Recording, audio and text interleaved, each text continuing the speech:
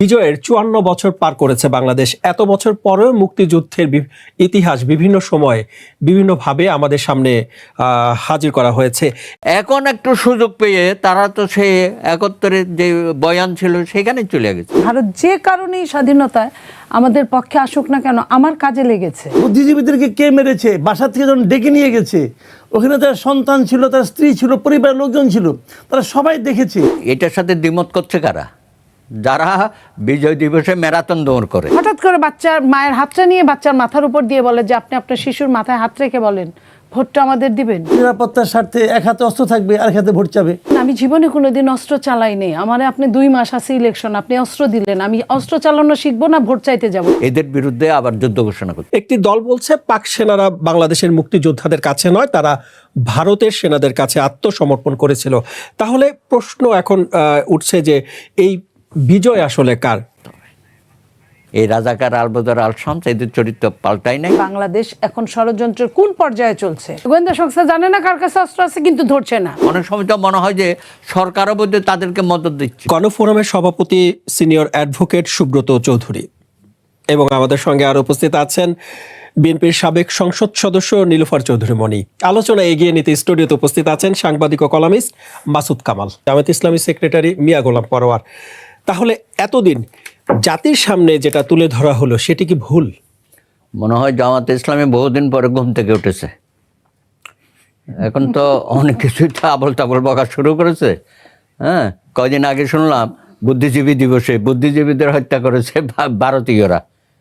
কি সুন্দর সুন্দর ২ লক্ষ মা বোনের সম্ভ্রম গেছে, এটাও ভারতীয়রা করেছে। এখন রাজাকার আলবদর আল শামসরা আর কোনো কথাবার্তা পাচ্ছে না। এটা কী ধরনের কথা? হ্যাঁ, তখন তো ছিল জয়েন্ট কমান্ড ফোর্স ছিল, তাই না?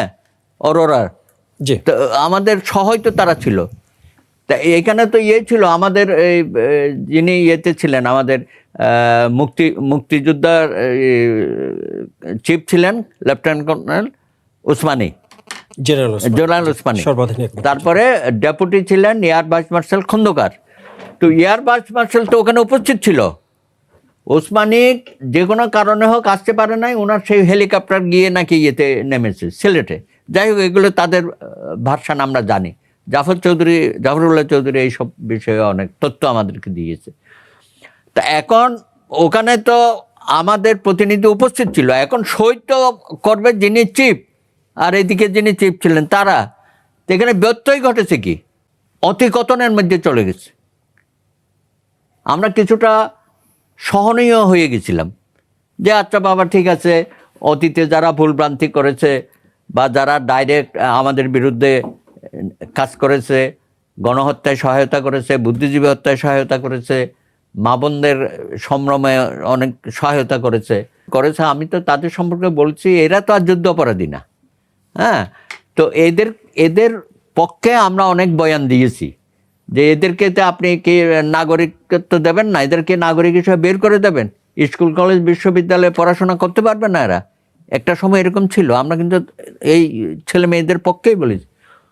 এখন একটু সুযোগ পেয়ে তারা তো সে ৭১-এর যে বয়ান ছিল সেখানে চলে গেছে। খুবই দুর্ভাগ্যজনক। আমি মনে করি এগুলো তারা অনেকটা অবচেতন না, সচেতনভাবে এই কাজগুলো তারা করে যাচ্ছে। এখানে একটা তালগোল পাকানোর চেষ্টা করতেছে এবং সামনে যে ১২ই ফেব্রুয়ারি যে নির্বাচন হবে, সেই নির্বাচনটাকে কিভাবে নস্যাৎ করা যায় বা এটাকে প্রশ্নবিদ্ধ করা যায়, সেই ধরনের হিডেন এজেন্ডা বোধহয় এদের আছে।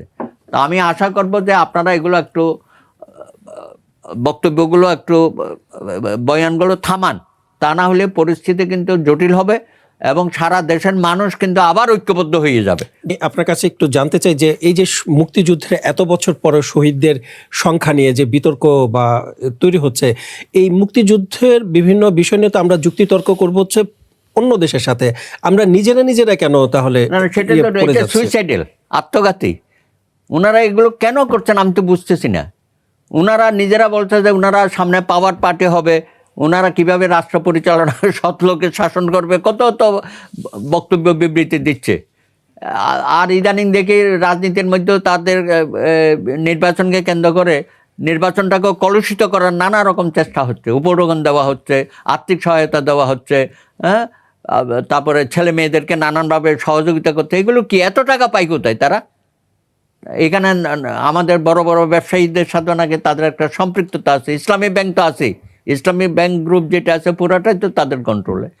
তো এগুলো করার মধ্য দিয়ে আমরা একটু ভেবেছিলাম যে তাদের মধ্যে কোনো চারিত্রিক কোনো পরিবর্তন, মানে রাজনৈতিক চারিত্রিক পরিবর্তন হবে, কিন্তু এটা তো ঘুরে বালি। মানে এখানে রাষ্ট্রের কোনো কিছু করার আছে কিনা? অবশ্যই আছে, রাষ্ট্র এগুলো থামাবে না। উনি যখন এই দিন ওই কথাটা বলেছে, আমি তো মনে করি এটা রাষ্ট্রের বিরুদ্ধে কথা বলা, আমাদের মুক্তিযুদ্ধের বিরুদ্ধে কথা বলা। তারা তো এখন আমাদের মূল জায়গায় আবার আঘাত শুরু করে দিয়েছে। সুতরাং রাষ্ট্র তো তাদের তো সতর্ক করা উচিত। এটা তো সঠিক রাষ্ট্র যদি থাকতো আমার হাতে বা সরকার যারা পরিচালনা করে, তাহলে তো এই বক্তব্যের জন্যই তো তাদেরকে আজকে গ্রেপ্তার করা উচিত ছিল। এদেরকে সতর্ক করা উচিত রাষ্ট্রের পক্ষ থেকে, কিন্তু তারপরও রাষ্ট্র কেন সতর্ক করছেন অথবা রাষ্ট্র কেন ব্যবস্থা নিচ্ছেন না? ধন্যবাদ আপনাকে। যারা শুনছেন আমার শুভেচ্ছা অভিনন্দন, আমার সহ আলোচক বৃন্দদের শুভেচ্ছা। দেখেন, ওই যে কবি বলে গিয়েছিল না কবিতার ভাষায়, কত বড় আমি কহে নকল হীরাটি, তাই তো সন্দেহ। এই যে চোখে বেশি দেখাটা, সব জিনিস এত বেশি দেখতে হয় না। আমার অস্তিত্ব, আমার জীবন ধারণ, আমার জন্ম পরিচয়, এটা নিয়ে যারা বেশি বাড়াবাড়ি করবে, ইতিহাসের রাস্তা করে তারা পতিত হতে বাধ্য। আমি যেই দিন আমি ভারত নিয়ে অনেক রকম সমালোচনা করতে পারি, অনেক রকম। ভারত সত্যি বড় বড় দাদা হিসেবে বড় দাদার মতো কোনো দিন আমাদের সাথে আচরণ করে নাই, অনেক অনেক সমস্যা আছে।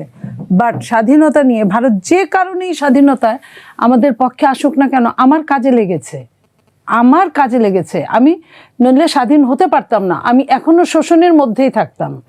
সো এই জায়গাটায় আমি তার কাছে কৃতজ্ঞ। এই জায়গাটা সেই দিন কে উপস্থিত ছিলেন, আত্মসমর্পণের আমরা দলিল দেখেছি। কারণ ওই সময় আমাদের জন্ম, ওই সময়টা নিয়ে আমরা তো অত কিছু জানি না, আমরা ইতিহাস পড়ে যেটা জেনেছি, যে ছবি দেখে যেটা বুঝেছি। তো যারা আমাদের সঙ্গে এতদিন থাকলো, 9 মাস যুদ্ধ করলো, যারা আমাদের কোটি মানুষকে শরণার্থী শিবিরে আশ্রয় দিল, তারা যদি ওই আত্মসমর্পণের জায়গায় তারাই ধরেন থাকলো, তাতে এমন কোনো ভারত অশুদ্ধ হওয়ার মতো কাজ ছিল না। আমাদের স্বাধীনতার দরকার ছিল, আমরা আমাদের সার্বভৌমত্ব পেয়েছি, স্বাধীন তো আমরাই হয়েছি, আমাদের দেশই তো স্বাধীন হয়েছে। জীবন গিয়েছে আমাদের, গিয়েছে আমাদের নারীরা সম্ভ্রম হারিয়েছে, আমাদের যুদ্ধ শিশু জন্ম হয়েছে। এই এত কিছুর জন্য তারা, এই যুদ্ধ শিশু জন্ম হওয়ার জন্য যারা প্ররোচিত করেছে, তাদের শাস্তি হবে কোথায়? এই আমার ভাই, আমার বাবা শহীদ হওয়ার জন্য যারা প্ররোচিত করেছে, তাদের শাস্তি আমরা যতদিনেই হোক আমরা তাদের শাস্তি দেখব কোথায়?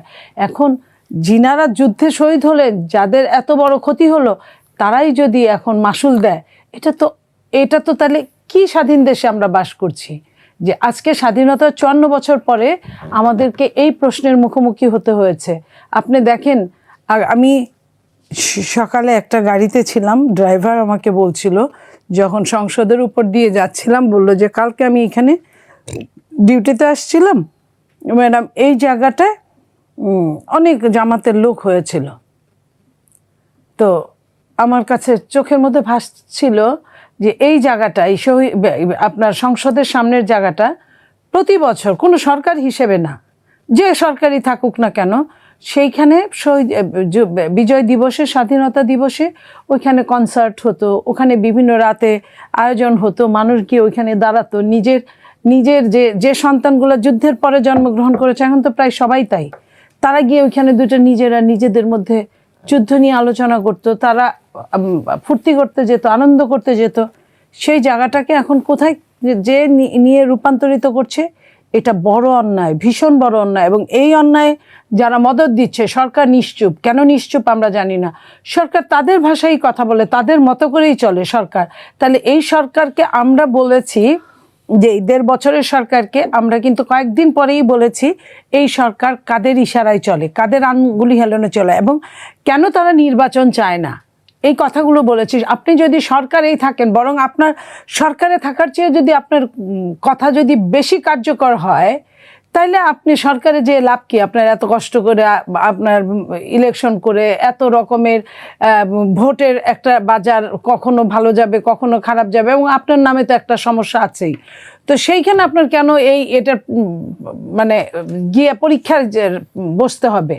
তো যে কারণে তারা চায় না, সরকার চেয়ারে থাকতে পারলেই খুশি। আমি 15.5 বছরের ফ্যাসিস্টকেও তাই বলেছিলাম, ফ্যাসিস্ট চেয়ারে বসে আছে আর অন্যরা যা খুশি তাই করছে, পাশের দেশে এসে যা খুশি তাই করছে। তো সেটা বলেছিলাম, আজকেটা দেখার কথা না, সেটা বেশি বেশি দেখে।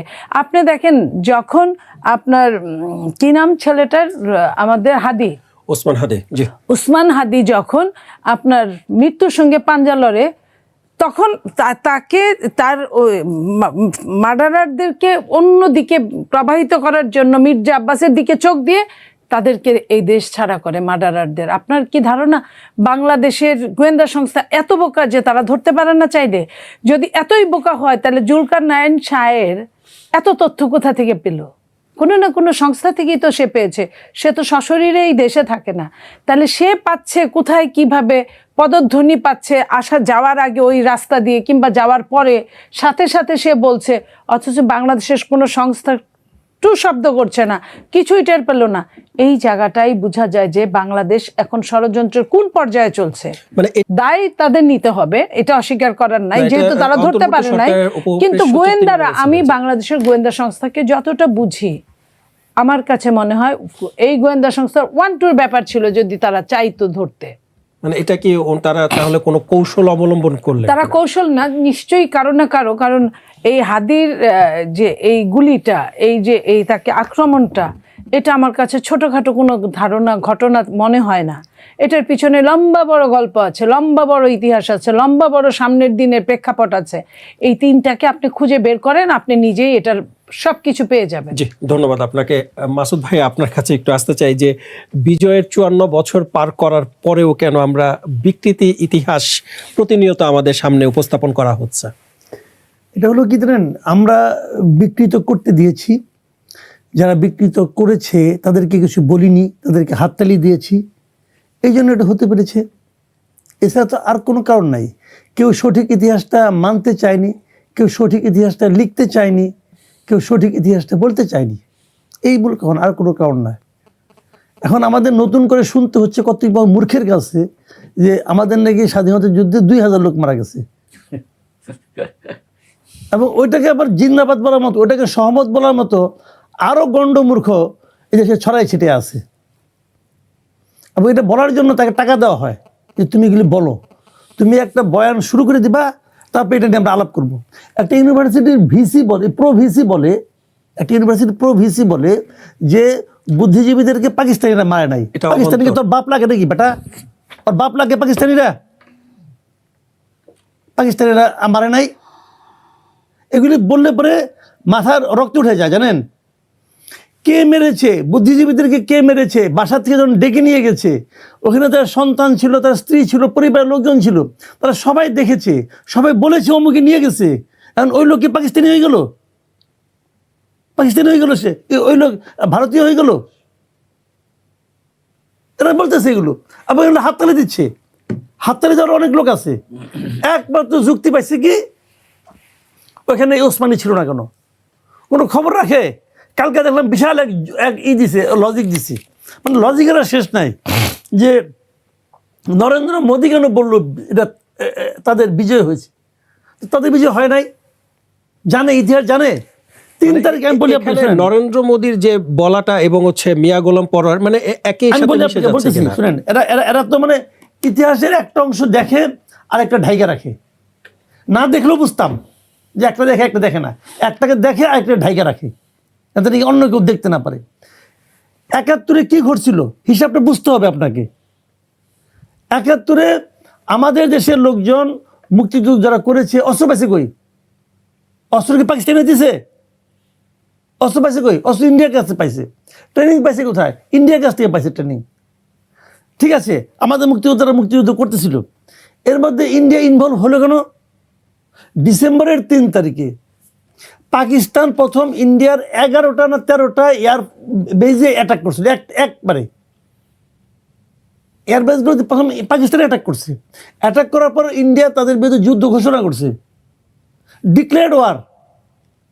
এবং সেই যুদ্ধকে বলা হয় ইন্দো পাক ওয়ার, ইতিহাসে ইন্দো পাক ওয়ার নামে সেটা আছে, 71 সালের 3রা ডিসেম্বর।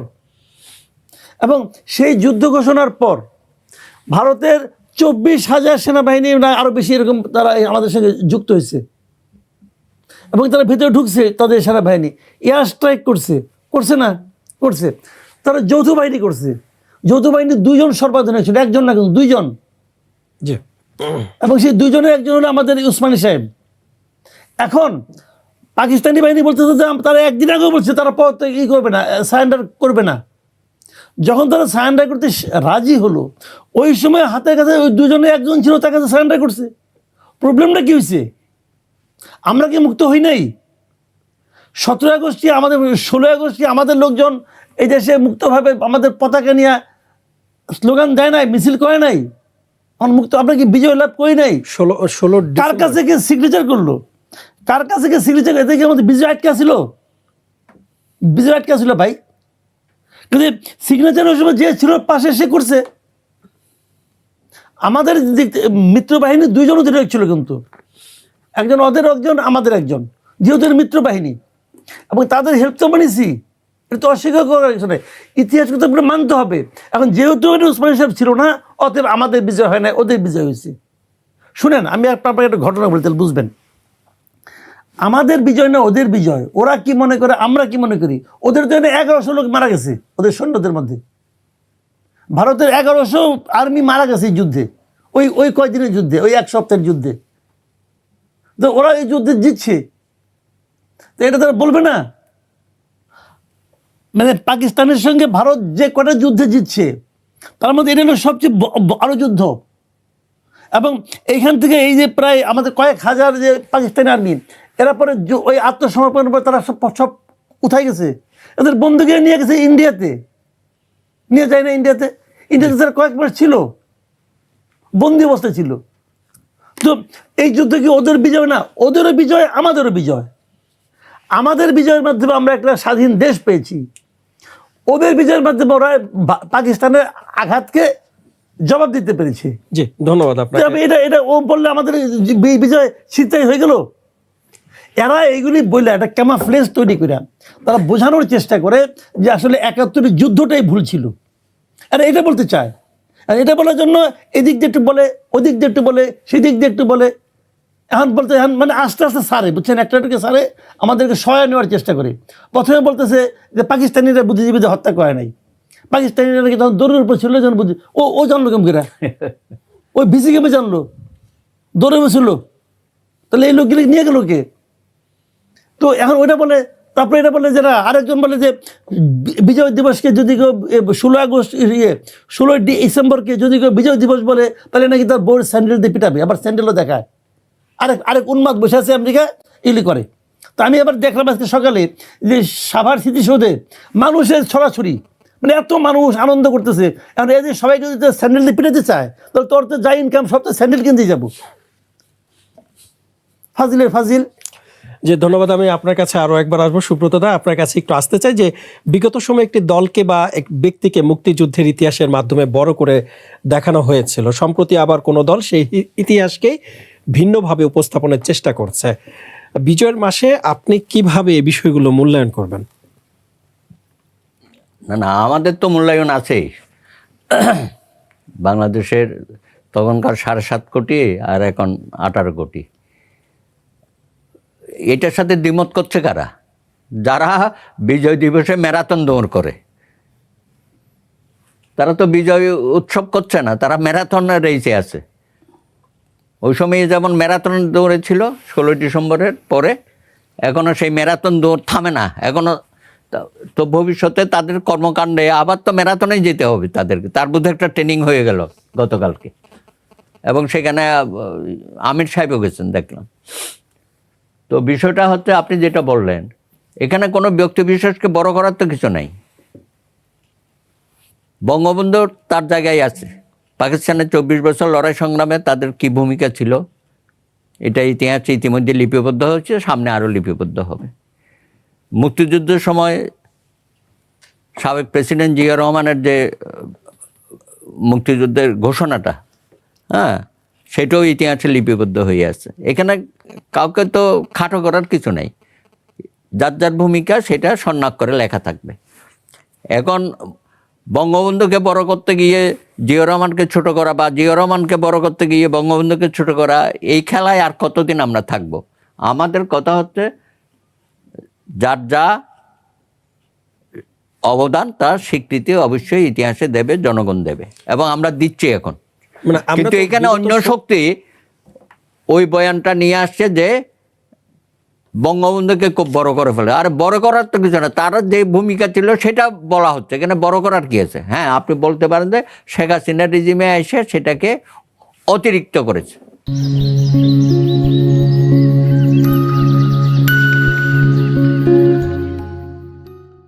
অতিরিক্ত করতে গিয়ে সেই আমি বলবো যে শেখ হাসিনা বরঞ্চ বঙ্গবন্ধুকে খাটো করেছে। হ্যাঁ, সেই কারণে বলা হচ্ছে যে না, ওনারে মহামানব বানিয়েছিল। হ্যাঁ, এবং সেই মহামানবের আশেপাশে যারা ছিল তারও হয়তো অনেক বড় কিছু হওয়ার চেষ্টা করেছে। তা আসলে তো দিন শেষে দেখা যাচ্ছে যে এটা সঠিক ছিল না। হ্যাঁ, সুতরাং এখন আইসা যদি আমরা বিতর্কের মধ্যে আমরা জড়াই, 55 বছর আমাদের বিজয় আমরা উদযাপন পথে বেরোলাম। হ্যাঁ, এখন যদি আবার নতুন করে এইসব বিতর্ক হয়, তার মানে কি আমরা দেশটা গর্ব কখন? আমাদের স্বাধীনতা সার্বভৌমত্বের কথা আমরা বলি, তো আমাদের তো ঐক্যবদ্ধ থাকতে হবে সবকিছু মোকাবিলা করতে গেলে। আমাদের গণতন্ত্র এবং গণতান্ত্রিক প্রতিষ্ঠানগুলোকে গড়ে তুলতে হবে। অনেক কিছু আছে। আমরা রাষ্ট্র সংস্কারের কথা বলি, 24শে জুলাইয়ের আমাদের যে একটা অঙ্গীকার যে আমরা রাষ্ট্র সংস্কার করব, আমরা নিজেদের দলগুলোকে সংস্কার করব, প্রতিষ্ঠানগুলোকে সংস্কার করব, একটা উন্নত মানের বাংলাদেশ, মানবিক বাংলাদেশ, বৈষম্যহীন বাংলাদেশ। 54 বছরে পারি নাই, এখন না পারলে তার কখন পারবো? সুতরাং এই কাজটা আমাদেরকে করতে হবে সবাই মিলে। আমাদের মধ্যে প্রতিযোগিতা, আমরা তো একে অপরের শত্রু না, কিন্তু কথাবার্তায় মনে হচ্ছে একজন আরেকজনকে শত্রু মনোভাব অন্য নিয়ে আমরা মাঠে এসেছি। রাজনীতিতে প্রতিপক্ষ থাকবে, আমাদের প্রতিযোগিতা থাকবে, সেটা যেন এমন কিছু না হয় যে রাষ্ট্রে কুটারাঘাত হয় মূল জায়গাটাই। এই ধরনের বিতর্ক নিজেরা করার মাধ্যমে কি দেশের ভাবমূর্তি বহির্বিশ্বে তো আমাদের খাটো? অবশ্যই। এখন আবার নতুন করে এইসব বিতর্ক করার অর্থটা কি? আমাদেরকে খাটো করা হচ্ছে। জাতীয়ভাবে আমাদের যে অর্জন 52 সাল থেকে ধীরে ধীরে এবং বাংলাদেশ হওয়ার পরেও যে কয়টা অর্জন হয়েছে আমাদের 90 থেকে শুরু করে, বা তো এগুলোকে খাটো করার অর্থটা কি? অর্থটা হচ্ছে আমরা যেই তিমিরে ছিলাম সেই তিমিরেই আবার যাচ্ছি। এই জায়গাটায় আমাদের সাবধানতা অবলম্বন করা দরকার প্রত্যেকেরই, আমরা যারা রাজনীতির মাঠে আছি।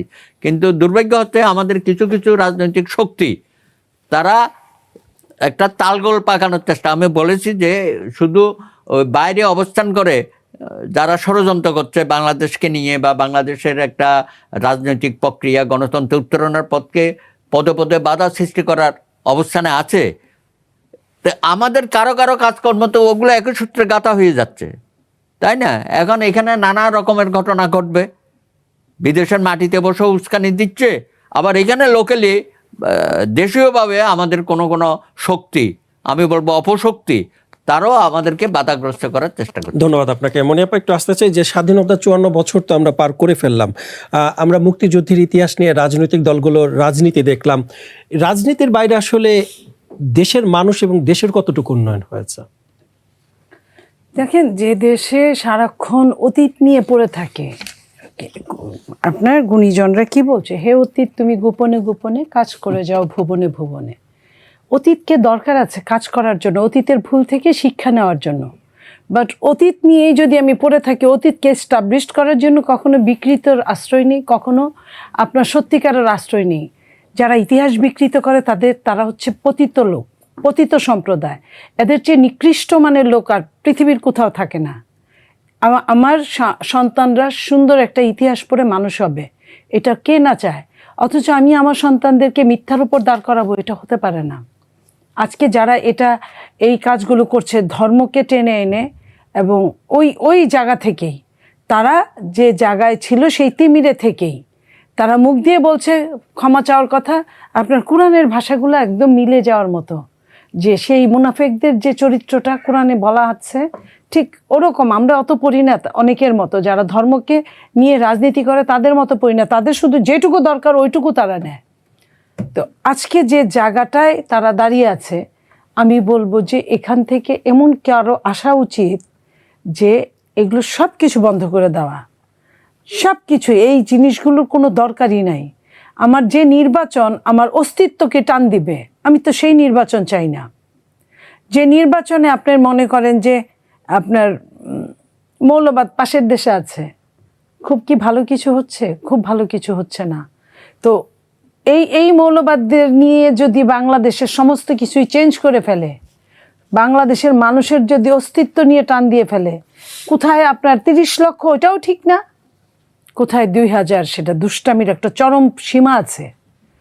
আমি আমার শহীদদের নিয়ে দুষ্টামি করুক কেউ, এটা আমি কোনো মতেই চিন্তা করতে পারি না। যখন 30 লক্ষ বলেছিল ভুলবশত বা যে বশতই হোক 3 মিলিয়ন 3 লক্ষর জায়গায়, তখনও আমি বলেছিলাম, সে আওয়ামী লীগের সময় রক্তচক্ষুকে উপেক্ষা করে বলেছিলাম যে আমাদের মুক্তিযোদ্ধারা সমস্ত বাংলাদেশে বেঁচে আছেন এখন পর্যন্ত। আমাদের বাবারা আমাদের সাথে না বুঝে না জেনে অসত্য বলেছে, বাট আমরা আমাদের সন্তানের সাথে বলতে চাই না, আমরা কাউন্টিং করতে চাই। সেটা হলে ঠিক আছে, কিন্তু আপনার এই যে দুষ্টামিটা করা, এই যে নোংরামোটা করা, এই যে বিকৃতপনা করা, এটা কিন্তু কোনোভাবেই সম্ভব না। ইসলাম ব্যবহার করে অনেক, মানে আমরা দেখেছি যে উমরা পালনের সুযোগের প্রতিশ্রুতি দিয়েও ভোট চাইছে, এটাও তো ধর্মকে ব্যবহার করা। শুধু কি তাই, যখন যার যেটা লাগে সেইখানে গিয়ে আপনার মহিলা কি দেখলাম, মহিলা গিয়ে বাচ্চার মাকে ডাকলো, বাচ্চার মাকে ডাকার পরে বাচ্চার মা আসলো, যখন সুন্দর সুন্দর কথা বললো যে আপনি বেহেশতে যেতে পারবেন, আপনি আমাদের দিকে একবার তাকান, এই সেই বাচ্চার মা চুপ করে আছে। ভোটার যে হঠাৎ করে বাচ্চার মায়ের হাতটা নিয়ে বাচ্চার মাথার উপর দিয়ে বলে যে আপনি আপনার শিশুর মাথায় হাত রেখে বলেন ভোটটা আমাদের দিবেন। মানে কোন পর্যায়ে চলে যেতে পারে একটা সম্প্রদায়, যে একটা ভোটের জন্য তারা কি না করছে। এবং ঠিক একই অবস্থা বিশ্ববিদ্যালয়ের ভোটগুলা, যে মানুষটা পাবলিক বিশ্ববিদ্যালয়গুলা কারা পড়ে, যারা মেধাবী, যারা অন্য কোনো প্রাইভেট বিশ্ববিদ্যালয়ে পড়ার মতো যাদের সাঙ্গতি নাই, তাদেরই অনেকেই পড়ে। মেধাবী অথচ তার ক্ষমতা আছে, তারা কিন্তু পড়ে না। তাদের ওইখানে গিয়ে যার যে সমস্যাগুলো ধরে 1 বছর 2 বছর যাবত তারা ইলেকশন করছে, কারো টাকা লাগলে টাকা দিচ্ছে, কারো ভ্যান লাগলে ভ্যান কিনে দিচ্ছে, কারো মারামারি লাগলে মারামারিটা ওইখানে টাকা দিয়ে মিটাচ্ছে, এবং ফিউচারে চাকরি নিশ্চয়তা দিচ্ছে, তার বাচ্চার পড়ালেখার সমস্ত দায়িত্ব নিচ্ছে। এই যে এই ধরনের উৎকোচ, এই যে পরোক্ষ উৎকোচ, চুরি করে উৎকোচ, এগুলা করে করে এখন জাতীয় নির্বাচনেও তারা এই জায়গাটায় আসছে। কারণ তারা তো ক্যাডার বেস পলিটিক্স করে, তারা তো গণতন্ত্রের রাজনীতি করে না। গণতন্ত্রের রাজনীতি, আমার যে ধরেন দাদা আমাদের বস, আমি দাদার কথার সাথে একমত না, আমি কিন্তু স্পষ্ট বলতে পারি, যেটা আমি বিএনপি করি আমি বলতে পারি আমার নেতার এই জায়গায় আমি একমত না, এটা বলতে পারি। কিন্তু ওইখানে কিন্তু বলার কোনো সুযোগ নাই। তারা কি বলে, 11th আওয়ারেও যদি তাদের নমিনেশন দিয়ে যদি উজ্জ্ব করে, যেমন করেছে কোনো এক জায়গায় ওই হবিগঞ্জেই অলিউল্লাহ নুমানকে দিল না, তারা এসে ফুলের মালা দিয়ে, এটা কিন্তু মন থেকে করে নাই, এটা তার উপর নির্দেশ, এটা করেই সে বড় হয়েছে। কারণ সে অন্য জায়গায় দায়বদ্ধ, তাকে তো একদম রুট লেভেল থেকে তুলে আনছে, ওই শর্ত দিয়েই তুলে আনছে, তুমি আমার কথার দ্বিরুক্ত করতে পারবা না, আমার কথার বাইরে তুমি যাইতে পারবা না। এটা হলো নির্দেশিত রাজনীতি, নির্দেশ পালনে বাধ্য থাকিব। এটা হলো আর্মি বেস পলিটিক্স। বলছিল না আপনার জামাতের আমির যে আপনাদের সঙ্গে আমাদের মিল আছে, মিলটা হলো এইখানে আপনার সৈনিকদের যেমন থাকে যে সে তার বসের কথা মানতে বাধ্য, সেখানেও কিন্তু কিছু নিয়ম থাকে যে চরম অন্যায়, রাষ্ট্রদ্রোহিতার অন্যায় বসের কথা শুনতে পারবে না, কিন্তু এইখানে ওইটাও নাই। এইখানে চোখ বন্ধ করে খালি আপনি হুকুম পালন করবেন, এটা কোনো রাজনৈতিক দল না, এটা হুকুম পালন করার দল। তো তারা যখন এই ধরনের কথা বুঝে শুই না লোকজন নিয়ে বলে যে 2000, এই 2000কে এস্টাবলিশ করার জন্য ওরা 4000 লোক মারে ফেলতে দ্বিধা করবে না। ধন্যবাদ আপনাকে মাসুদ কামাল ভাই। একটু আসতে চাই আপনার কাছে, নীলুফার চৌধুরী মনি আপা যেটা বললেন যে আচরণবিধি লঙ্ঘন করছে কিনা জামায়াত, যে বাসায় যে তারা ভোট চাইছে এবং ভিন্নভাবে ভোট চাইছে, অনেক জায়গায় হচ্ছে ওমরা পালনের সুযোগের প্রতিশ্রুতি দিয়েও ভোট চাচ্ছে, এগুলো আচরণবিধি লঙ্ঘনের মধ্যে পড়ছে কিনা? এটা না, আমি ঠিক কনফিউজ এই জায়গাটাতে। আমি জায়গাটা আসলে একটু কনফিউজ, কারণ এক একজনের তো এক একটা স্টাইল আছে। অনেকে আছে ধমক দিয়ে ভোট চায়, ভোট না দিলে এলাকায় থাকতে পারবে না, সবাগুন দিয়ে পুরো একদম এরকম ধমক দিয়ে ভোট চাওয়ার লোক আছে না বাংলাদেশের ইতিহাস নাই, দেখেন নাই? জি, ভোট চায়, এরা লোভ দেখে ভোট চায়।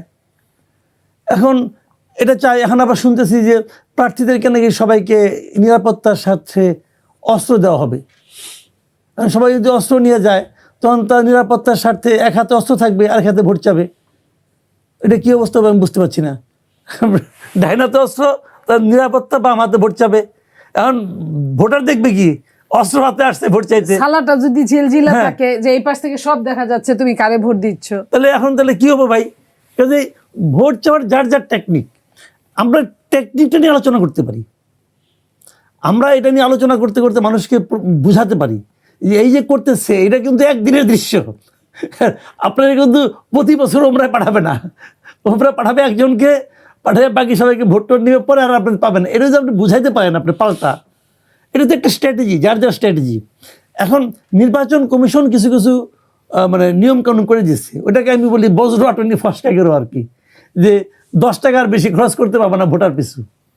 এখন উমরা করতে যদি 10 টাকা যদি উমরা হয়, অসুবিধাটা কি? হোক, প্রবলেম তো নাই কিছু।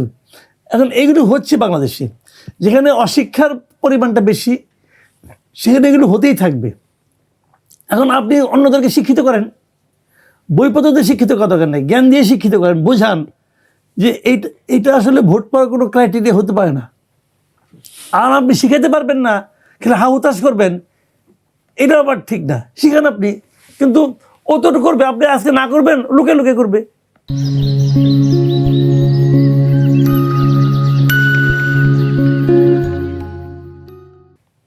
আর মসজিদে ডাকবে, ভাই আসেন নামাজ পড়ি, কারণ এরা আপনি বলতে পারবেন যে কেন ডাকলো, এখন ওই যাইছে বলবো আল্লাহর পথে আসেন, সবাই তো আল্লাহর পথে যাইতে চায়।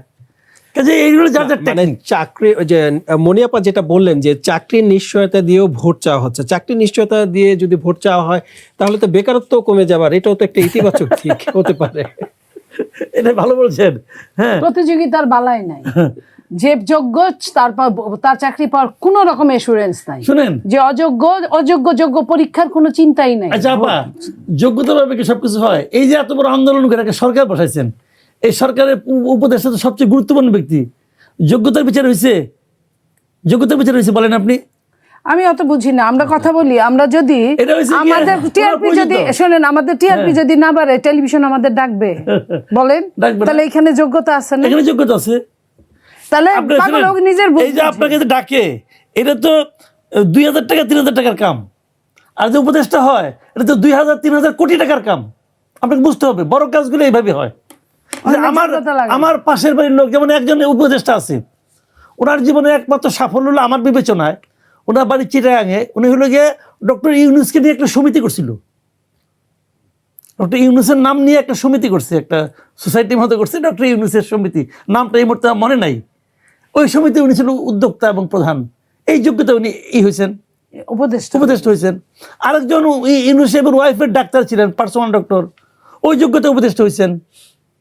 আরেকজন এইভাবে হচ্ছে, এইভাবে হয়েছে। যে ওইখানে কি যোগ্যতা হয়েছিল? যোগ্যতা আমি আপনার কাছে একটু আসতে চাই যে মাসুদ কামাল ভাই যেটা বলছেন যে নিরাপত্তার স্বার্থে অস্ত্র দেওয়ার কথা বলেছে সরকারের পক্ষ থেকেও, এই অস্ত্র সরবরাহ করলে মানে এটা মিস ইউজ হওয়ার সম্ভাবনা আছে কিনা? আচ্ছা বলেন, আমি জীবনে কোনোদিন অস্ত্র চালাইনি, আমারে আপনি 2 মাস আছে ইলেকশন, আপনি অস্ত্র দিলেন, আমি অস্ত্র চালানো শিখবো না ভোট চাইতে যাব? নাম্বার 1। নাম্বার 2, আমরা যে প্রথম থেকে বলতেছি 4-5 মাস আগে থেকে যে থানাগুলা লুট হয়েছে, লুটের অস্ত্রগুলা এখন পর্যন্ত আসে নাই সব। সে এই লুটের অস্ত্র, লুটের গুলা বারুদ একটা দুইটা না, লাখো 6 লাখের উপরে সেই গুলা বারুদ আসে নাই। আপনার এটা ট্রানজিট পয়েন্ট, অস্ত্রের হোক, সোনার হোক, ট্রানজিট পয়েন্ট, সেখানে সব সময় আসতেছে, কোনো ইলিগাল অস্ত্র ধরা পড়ছে না। সবাই জানে, গোয়েন্দা সংস্থা জানে না কার কাছে অস্ত্র আছে, কিন্তু ধরছে না। আর্মিরা যারা ম্যাজিস্ট্রেসি পাওয়ার নিছে তারা জানে না, তাদের কাছে লিস্ট নাই, কোথায় কি থাকতে পারে তারা যাচ্ছে না। আপনার এদেরগুলা বের করতেছেন না। আপনি এখনো বলতেছেন, আপনি এখন পর্যন্ত 6 মাস আগে ইলেকশনের যাদের বৈধ অস্ত্র জমা দিতে হয়, আপনি কয়জনের বৈধ অস্ত্র জমা দিচ্ছেন? আপনি সেই দিন যে পদত্যাগ করলো আপনার উপদেষ্টা, 2টা অস্ত্র তার, দুইটা অস্ত্র কি একজন উপদেষ্টা ইলিগালি দুইটা অস্ত্র নিয়েছে? আচ্ছা, নিল উপদেষ্টা হিসেবে, তার বয়সে না কুলাইলেও নিল। এখন যে সে সাধারণ মানুষ, একটা অস্ত্র কি জমা দিছে? আমি পড়ি নাই, তো একটা অস্ত্র তো সে জমা দেয় নাই। সো এই জায়গাগুলায় আপনার অস্ত্রের ঝনঝনানির বাইরে এত, এরপরে যদি আপনার 5 জন করে যদি ধরি, 300, 3 5 1500 ক্যান্ডিডেট, আমি 5 জন করে মিনিমাম ধরলাম, এক একটা আসনে 1500 অস্ত্রের আপনি লাইসেন্স দিচ্ছেন, যে লাইসেন্সে অস্ত্র থাকবে একজনের হাতে আর অস্ত্রের লাইসেন্স হবে আরেকজনের হাতে। তাহলে আপনার কি হতে পারে? আপনি একবার চিন্তা করছেন আপনি অস্ত্রের উপরে বসে থাকবেন? বিদেশে অস্ত্রের লাইসেন্স লাগে না, কিন্তু তারা অস্ত্র কিভাবে চালনা করতে হয় এবং কখন চালনা করতে হয় নিজেকে ঠান্ডা রেখে করে। আর বাংলাদেশের মানুষ যদি একটা গুলি সামনে পায়, সে কিভাবে ব্যবহার করতে হয় ওইটাও ভালো মতো জানে, একজনকে মাইরে ওইটা ব্যবহার করে।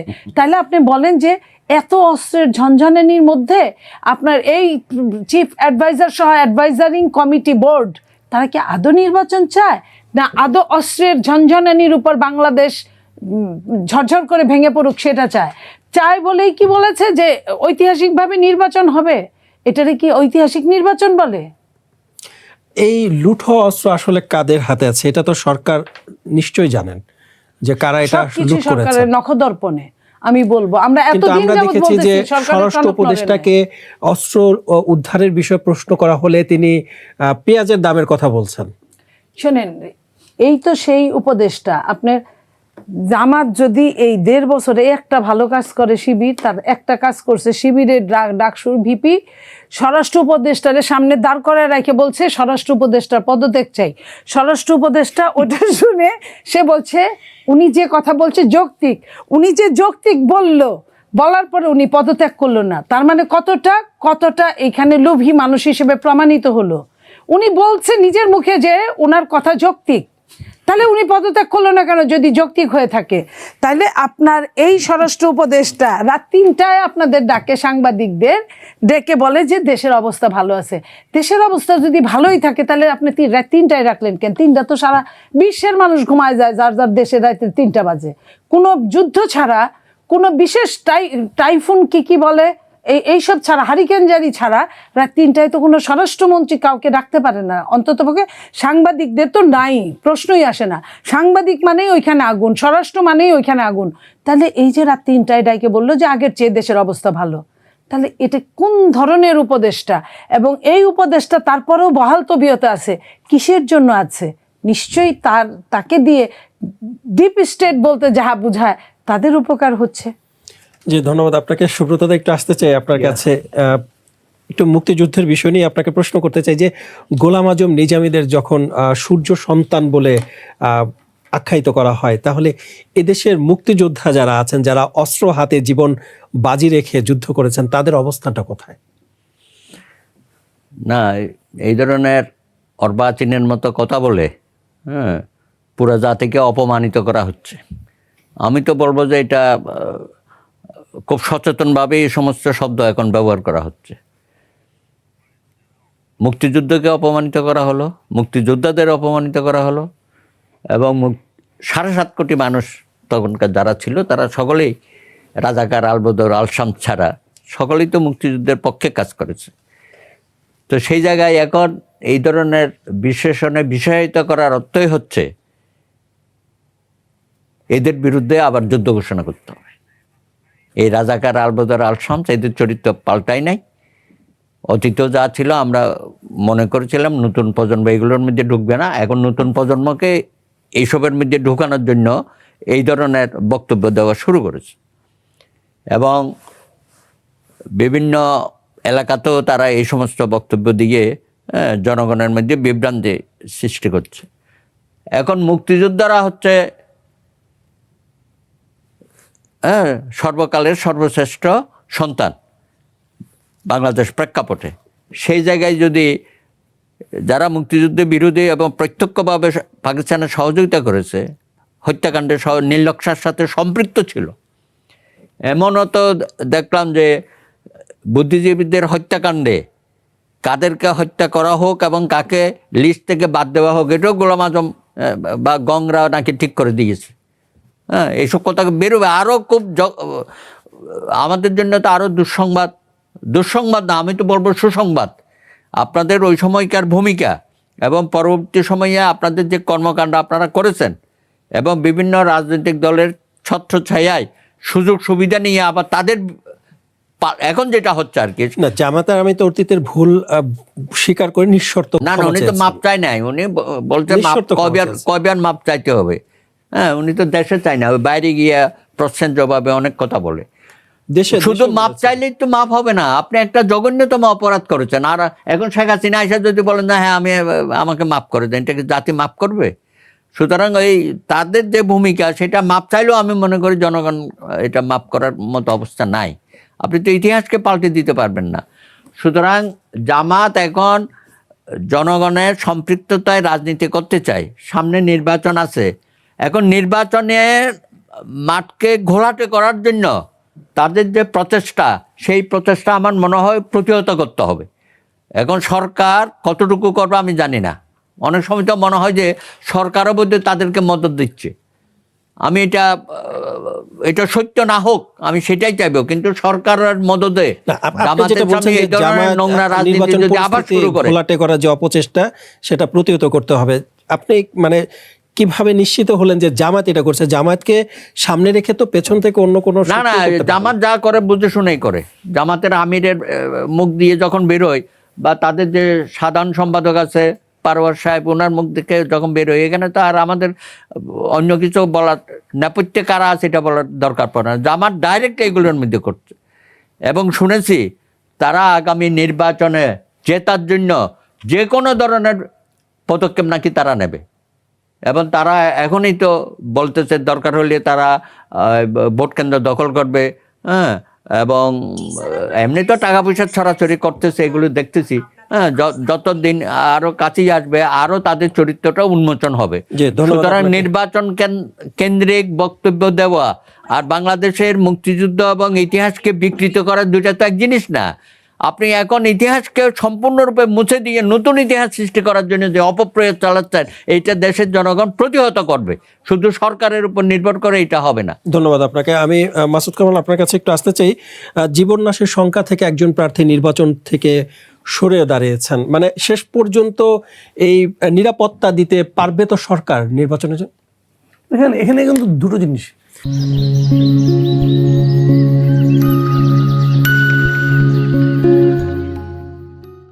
উনি যে টোটালি নিরাপত্তাহীনতার কারণে সরে গিয়েছেন এটা আমি ওইভাবে দেখি না। ওনার ব্যক্তিগত সমস্যা আছে এবং উনি তো এই দলের সঙ্গেও খুব একটা অনেক দিন ধরে আছেন তাও তো না। উনি একজন ব্যবসায়ী মানুষ, অনেক টাকা পয়সা হয়ে গেছে, হঠাৎ করে মনে করলেন যে আমার একটু ক্ষমতা হওয়া দরকার, আমার একটু পাওয়ার এক্সারসাইজ করা দরকার। হয় না অনেক সময় টাকা পয়সা হয়ে গেলে মানুষটাকে শখ টক করে, তো উনি একটা শখ করছিলেন এমপি হবেন। তারপরে শখ করে দেখলেন যে নানা রকম ফ্যামিলি প্রবলেম হচ্ছে, অথবা অন্য কোনো প্রবলেম হচ্ছে, অথবা কেউ একটা ধমক দিয়েছে, ধমক শুনে কাইট হয়ে গেছে। এটা অনেক কিছু হতে পারে ভাই। কাজে এইটাকে কিন্তু আমাদের সামগ্রিক নিরাপত্তার একটা চিত্র বলে আমি মনে করি না। উনি যেটা বলছেন উনি তো এখনও ক্লিয়ার করেন নাই উনি কী কারণে ইলেকশন করবেন না। উনি বলছেন ওনার পারিবারিক সমস্যার কথা বলছেন, নিরাপত্তার কথা বলছেন। হ্যাঁ, নিরাপত্তা তো থাকতেই পারে। ব্যবসা করার সময় যতটা নিরাপদ ছিলেন, রাজনীতি করতে আসলে অতটা নিরাপদ থাকবেন তা তো মনে করার কোনো কারণ নাই। কিন্তু নিরাপত্তা কম হতেই পারে। পলিটিক্স করতে আসেন কেন তাহলে? আগে বুঝেন নাই? এত বড় ব্যবসায়ী হিসাব নিকাশ করে আসেন না? উনি বরং ওনার দলকে ক্ষতিগ্রস্ত করছেন। আর এখান থেকে দলের একটা শিক্ষা নিতে হবে। এই দল টাকা পাইলে যে নমিনেশন দিয়ে দেয়, এই যে একটা মানসিকতা, এটাও তাদেরকে বুঝতে হবে যে ওই লোক ধনী আছে অতএব তার নমিনেশন দিয়ে দেয়। নমিনেশন তো সব এক জায়গার থেকে আসে না, নানাগুলি পকেট থাকে, সিন্ডিকেট থাকে, অলরেডি অনেক টাকা পয়সা থেকে খেয়াল আছে। কিন্তু তবে আমরা বুঝি, কিছু তো খবর টবর পাই। ওই সিন্ডিকেটগুলির উপর ডিপেন্ড করাটাও দলকে চিন্তা করতে হবে যে এই লোক বলছে তার মানে সে কী বলছে। একটা এলাকায় যে লোকটা দলের জন্য খাটতেছে, প্রতিনিয়ত তার বিভিন্ন জায়গায় ভূমিকা রাখতেছে, তার যে যে জায়গায় তার যাওয়ার ক্ষমতা আছে সব জায়গায় সে যাচ্ছে, তাকে না দিয়ে আপনি একজন ধনী লোককে না ইলেকশন দিয়ে দিলেন, আপনি একজন অবসরপ্রাপ্ত আর্মি অফিসারকে ইলেকশনের নমিনেশন দিয়ে দিলেন, আপনি একজন টাকাওয়ালা লোককে দিয়ে দিলেন, আপনি একজন চাঁদাবাজকে দিয়ে দিলেন নমিনেশন দিয়ে দিলেন, বললেন যে ও জিতে আসবে, মাইরা পিঠে জিতে আসবে। একবারও ভাবলেন না তার কারণে আপনার দলের অবস্থা কী দাঁড়াবে এলাকায়। দলের লোক সবাই চেনে, আপনি চেনেন না, এটা আপনার ব্যর্থতা। ওই এলাকার লোকজন সব চেনে, ওই এলাকার লোকজন জানে যে লোকটা কে। বিএনপির এখনই বিএনপির রাজনীতিটা প্রকাশিত হওয়ার সময় ছিল। অন্য সময় কি হয়, মাইরা পিঠা ভোট আনার কিন্তু একটা প্রয়োজন দেখা দেয়, কারণ আমার অপোনেন্ট পার্টি এরকম মারামারি করে আসবে, ভোট জোর করে নিবে। এখন বিএনপির জন্য সুবর্ণ সুযোগ ছিল যে তার দলটাকে গোছানোর, যে দলের জন্য যে কে প্রয়োজনীয়, দলের পারপাসকে সার্ভ করতে পারে তাকে নমিনেশন দেওয়া। কারণ এত ইজি টাইম বিএনপির জীবনে কখনো পাবে না। এখনও যদি তাকে সেই মাস্তানতন্ত্রের উপর ডিপেন্ড করতে হয়, এই মাস্তানদের সিন্ডিকেটের উপর ডিপেন্ড করতে হয়, তাহলে তো খুব খারাপ। আমরা কিন্তু দেখতেছি এরকম হচ্ছে, বিভিন্ন জায়গায় হচ্ছে, আপনি খোঁজ করে দেখেন বহু জায়গায় হচ্ছে। এটা কেন হচ্ছে? ধন্যবাদ। অরাজনৈতিক ব্যক্তি কেন দিবেন নমিনেশন, এরকম বেজ্জতি হবেন? জি, ধন্যবাদ আপনাকে। আমরা অনুষ্ঠানের শেষ পর্যায়ে চলে এসেছি। যাবার আগে মনিয়াপা আপনার কাছে একটু জানতে চাই যে নারায়ণগঞ্জ 5 আসন থেকে যে তিনি সরে দাঁড়ালেন, এ থেকে বিএনপি কি শিক্ষা নিতে পারে? দেখেন, 5 আসন থেকে সরে দাঁড়ালেন, এখানে বিএনপির যেমন শিক্ষা নেওয়ার আছে, ঠিক তেমনি আপনার সরকারের শিক্ষা নেওয়ার আছে। সরকার কিন্তু সত্যিকার অর্থে পরিবেশটা গড়ে দিতে পারে নাই নির্বাচনের জন্য উপযুক্ত পরিবেশ, যেখানে কিনা ইতিমধ্যে প্রায় 2-3 জন আপনার প্রার্থী গুলিবিদ্ধ হয়েছে, মৃত্যুর সাথে পাঞ্জা লড়ছে, আরও তো দিন পড়েই আছে এবং বড় বড় চ্যালেঞ্জ আছে। একটা দলের সাধারণ সম্পাদক ইতিমধ্যে বলেছে যে এটা অর্ধশতকের বেশি। সো এই জিনিসগুলো কিন্তু ভীতিকর অবস্থা। এবং যাদের টাকা আছে, যেটা মাসুদ কামাল বললেন, যাদের টাকা আছে তারা তো তাদের জীবনের ভয় পাবে। প্রত্যেকটা মানুষ, টাকা থাক বা না থাক, প্রত্যেকটা মানুষ নিজেকেই ভালোবাসে, নিজের জীবনটাকেই ভালোবাসে। তো এখানে আর বিএনপির যেটা নেওয়ার আছে, একটা যদি পুরখাওয়া যদি ত্যাগী কর্মীকে দিত, ত্যাগী কর্মী মৃত্যুকে বরণ করে নিত, কিন্তু মাঝপথে এসে উজ্জ করতো না, আর যাই হোক না কেন উজ্জ করতো না। তো বিএনপি একটা বড় দল, অনেক পুরানো সংগঠন, তাদের স্ট্র্যাটেজি চেঞ্জ হওয়া, যুগের সাথে তাল মিলিয়ে নেগেটিভ স্ট্র্যাটেজি চেঞ্জ হোক, এটা বিএনপি ভবিষ্যতে না করলে বিএনপির জন্য ভালো হবে। আজ এ পর্যন্তই। ভালো থাকুক দেশ, ভালো থাকুক দেশের মানুষ, এই প্রত্যাশায় আল্লাহ হাফেজ।